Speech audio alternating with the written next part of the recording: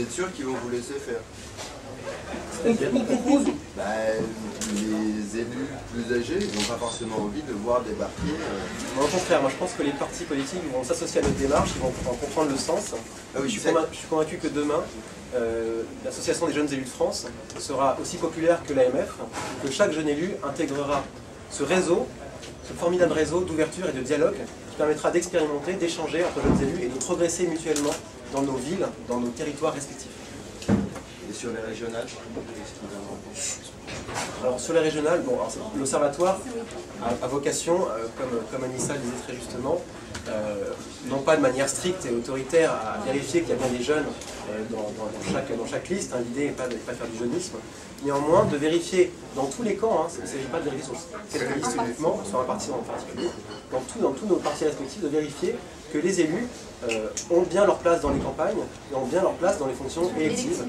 Absolument, en fonction élective, des places éligibles, parce qu'encore une fois, nous sommes convaincus que les jeunes sont une valeur ajoutée, ont un regard différent, neuf, qui répond à une bonne partie des attentes de la population. Voilà, et simplement rajouter effectivement que, c'est ce que je disais tout à l'heure, on ne ferait pas mieux sans eux, mais voilà, ce serait vraiment mieux avec nous. Quoi.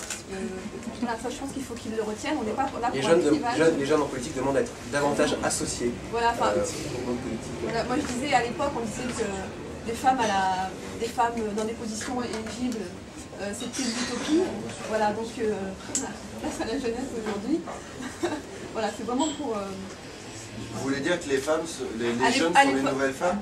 Non. Non, je disais qu'à l'époque, on était effectivement dans cette mentalité-là, en disant, on voyait vraiment pas les femmes sur la place publique, et voilà, et on est toujours, voilà, on est dans ce même discours-là en disant que les jeunes non plus, et on va prouver le contraire. Voilà. Qui parmi vous est candidat à la candidature régionale dans leur parti respectif? Alors peut-être qu'il y a des candidats non déclarés, mais en tout cas...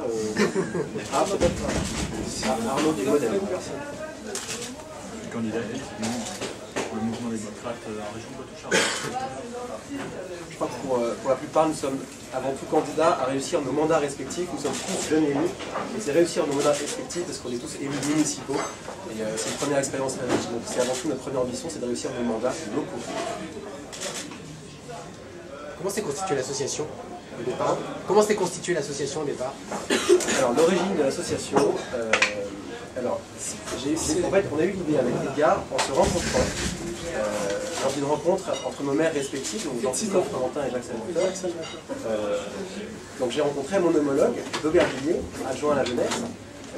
On a échangé sur nos politiques communes et c'était passionnant. À vrai dire, j'ai récupéré des tas d'idées et lui également. Et on s'est dit, on n'a pas la même étiquette. On a une ville qui n'a rien à voir, Aubervilliers et Neuilly. On n'aurait jamais dû se rencontrer finalement. On aurait dû se mépriser et au mieux s'ignorer.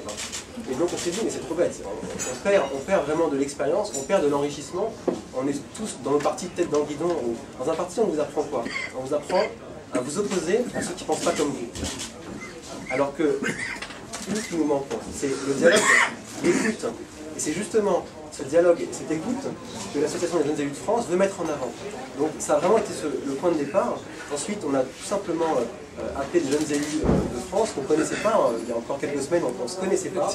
Je dois dire que les retours qu'on a eus étaient enthousiastes. Pour tout vous dire, on n'a eu aucun refus. C'est-à-dire que les jeunes élus qu'on a contactés, en quelques minutes, adhéraient au principe, adhéraient au concept, nous disaient voilà, que ça répondait à une attente, que c'est dans l'air du temps.